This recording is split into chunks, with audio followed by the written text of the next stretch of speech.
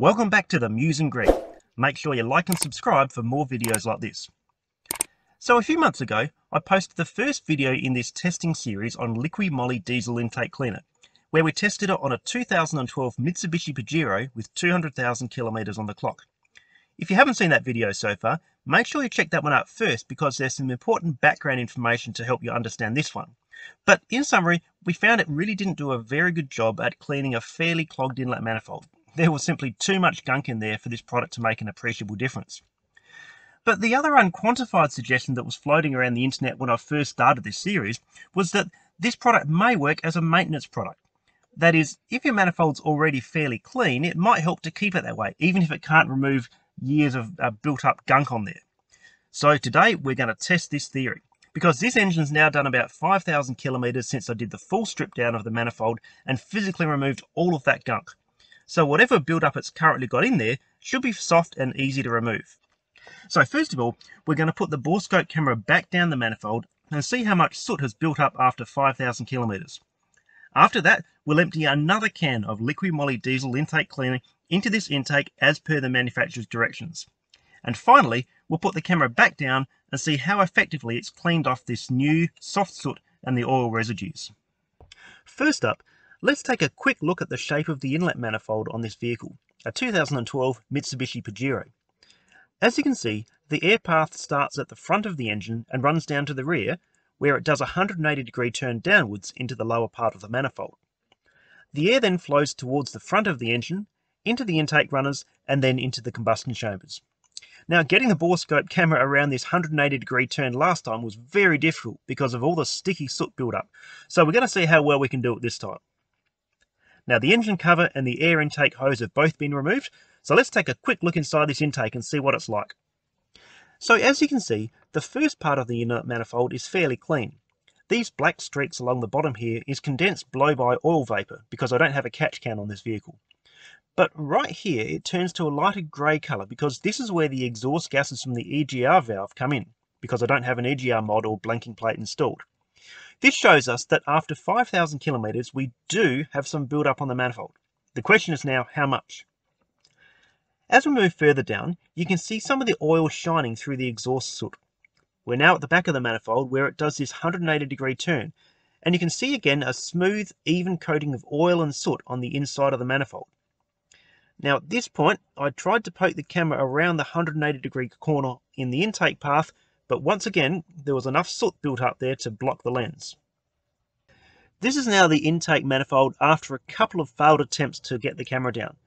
Here you can see the marks where the camera's dragged its way through the soot, and while it's not the best shot, you can see that the soot isn't that thick. It really just looks like a scratch through to the alloy.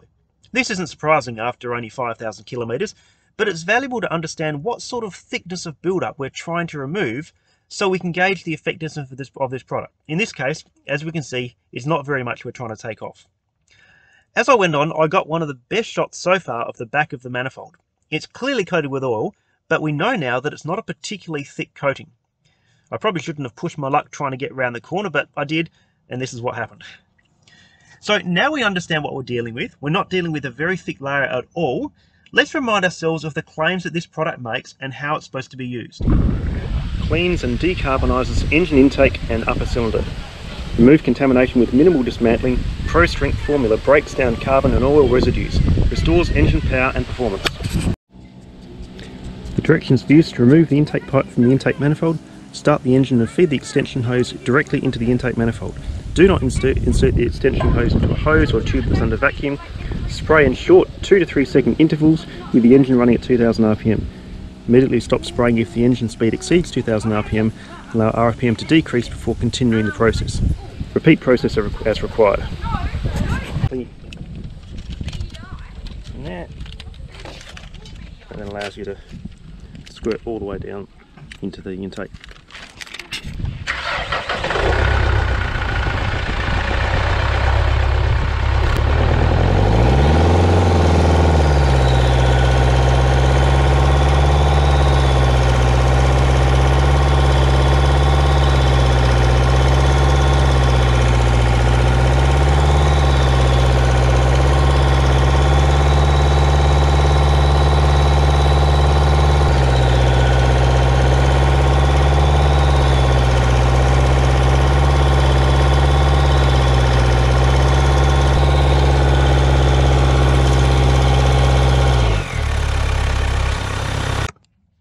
So I emptied about half a can inside and decided to stop to see how good a job it was doing so far.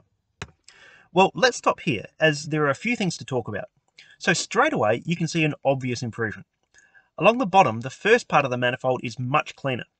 No longer is there this solid grey portion. In places you can clearly see the alloy. Also promisingly, you can see silver at the back of the manifold where it takes that 180-degree bend where it was all black before. This is probably where the majority of the spray has landed, as it's been sucked towards the back of the manifold before going around the corners, but that is a promising start. Moving on, you see this bit of moulding on the left. Now you can see where the cleaner has washed the soot and the oil off the front of this bit of moulding, although there's still plenty of soot around it. Moving on, we make our way to the back of the manifold. Just here, we can see it's clean along the very bottom where the product would have run, although it's still dirty either side. Now we're right at the back, and we can see about half the rear portion of the manifold is cleaned right back to the alloy. So it's a promising start, although as you can see in this attempt, there's still plenty of soot to clog the lens on the camera. But having established that it is working, I used the rest of the can and took another look.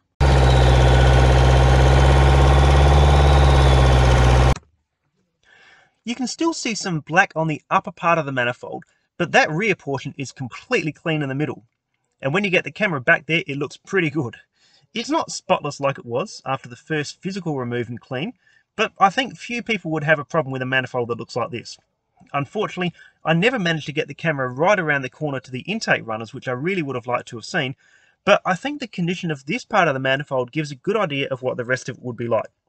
Everywhere you look, you're seeing predominantly silver, not black, and the lens on the borescope camera is staying clean.